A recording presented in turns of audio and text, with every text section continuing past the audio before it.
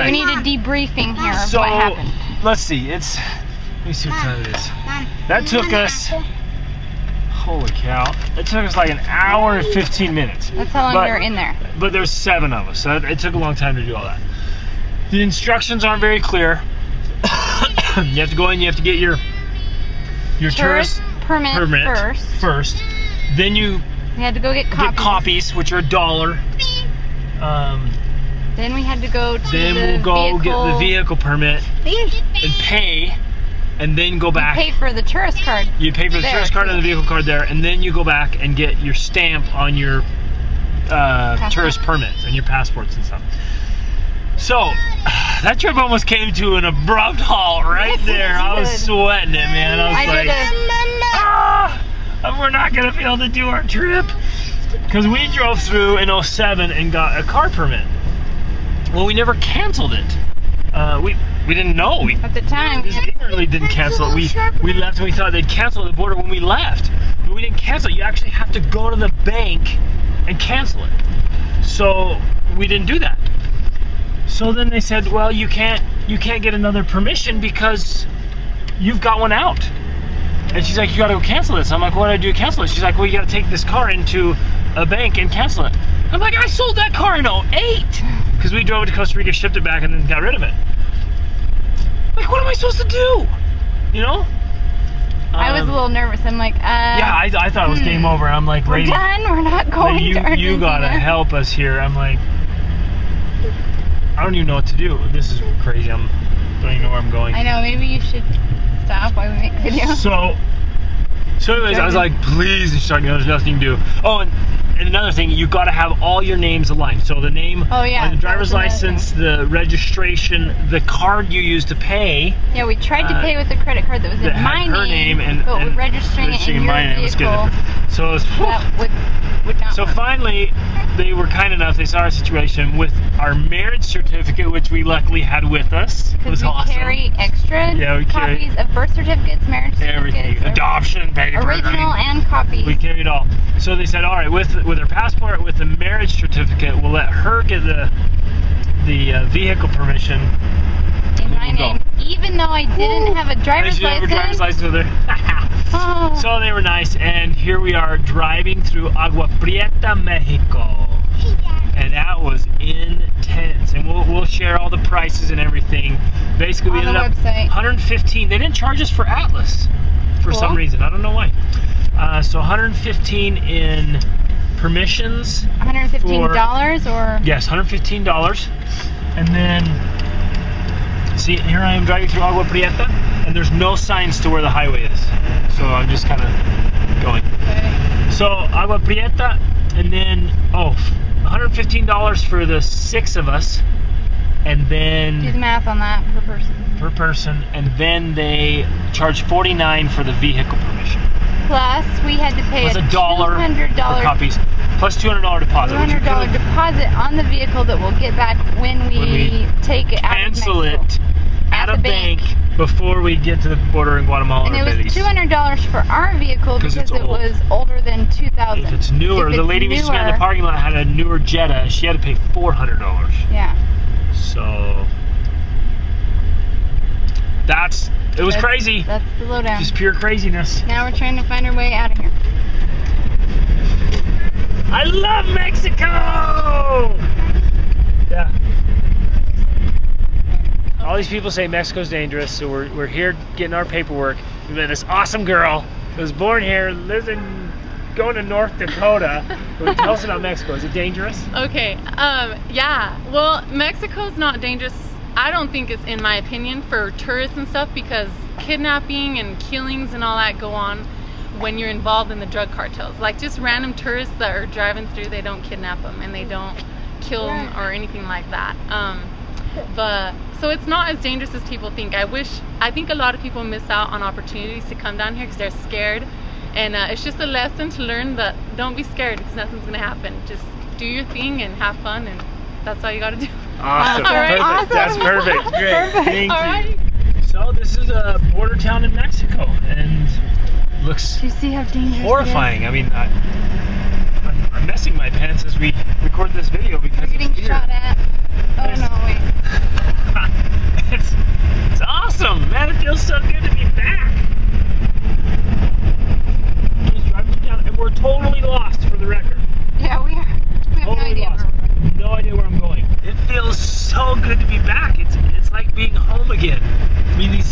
the dirt out in front of the stores and I mean, this is it. And I lived in Peru for 2 years, you know, and it's just brings back all the feelings and the memories and all the great memories we had, all the great experiences. And you see, you know, how they build their houses. They just build them as they go, whatever they can, and there's whatever kind of car or vehicle, and I love it!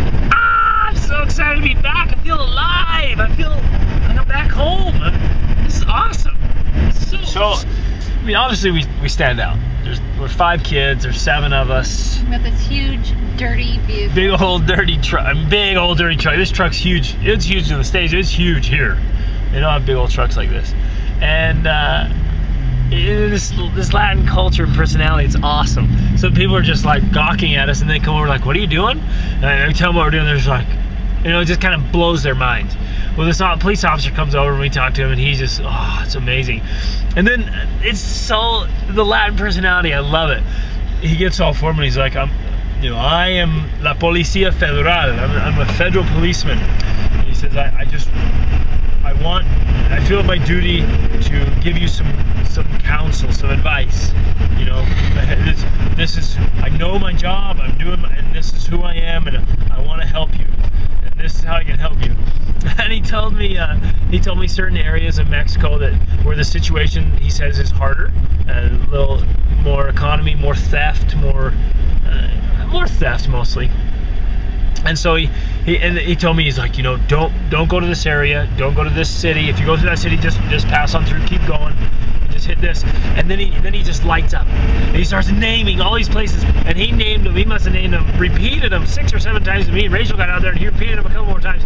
And he's like, "You gotta go this and this and this," and starts naming all these great cities along the coast and the Yucatan, all these great states, and starts telling us all these things we need to go see. And he was just so excited, and it's always been our experience. They're so thrilled that we're coming to see their country. We want to meet their people and see their things and enjoy that we're going to spend months here enjoying their country. They love it. And so he tells me all these great things to see, and was just so happy. Oh, and he kept saying, "You are not going to repent of this. You're not going to repent of this." Which basically, you're not going to regret this. You are not going to regret this. You will love it. It's amazing. So it was a cool experience. So you look out there and you can see just all those little houses up there. I mean, just teeny little houses. They look like in America, the bad part of town, the scary part of town. And I remember when we first came here, or we first drove to Mexico, I remember being frightened and being scared, and it's so fascinating this time being able to compare and contrast that, compare the feelings and the thoughts and stuff.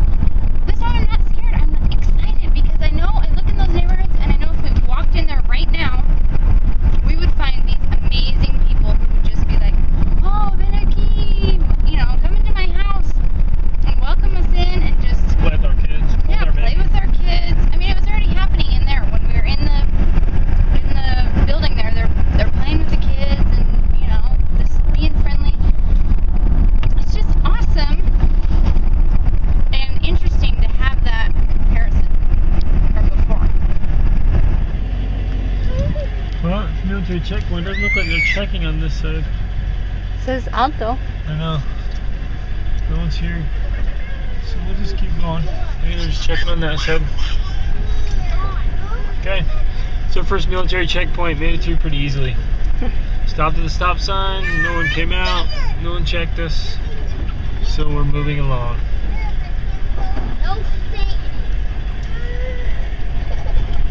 So this little dude was flying around our truck when we stopped for lunch. He's got some cool colors, the green and the yellows and reds in there. He was just flying around us. Then he landed on a tree and I went and caught him. He's got little sharp hooks on the end of each of his legs. Oh yeah. Alright, so on this road, I guess you're allowed to come a certain distance into Mexico without a vehicle permit. But you can only go so far. So we came to another checkpoint, aduanas, which is customs.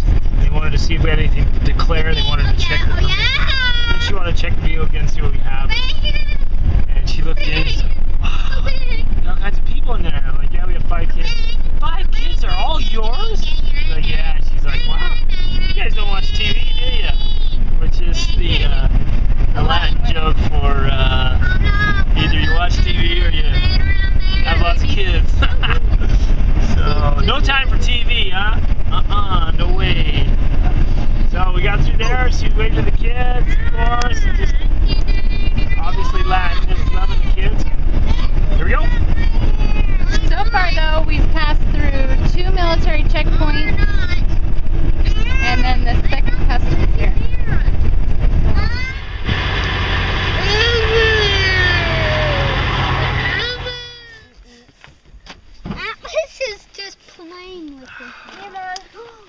our camping. So for our first night of camping in Mexico, I saw a road going off into a creek and into the woods. I thought, oh, let's take that. So I turned around, went down there, and it was fenced off. So I was pulling under the bridge.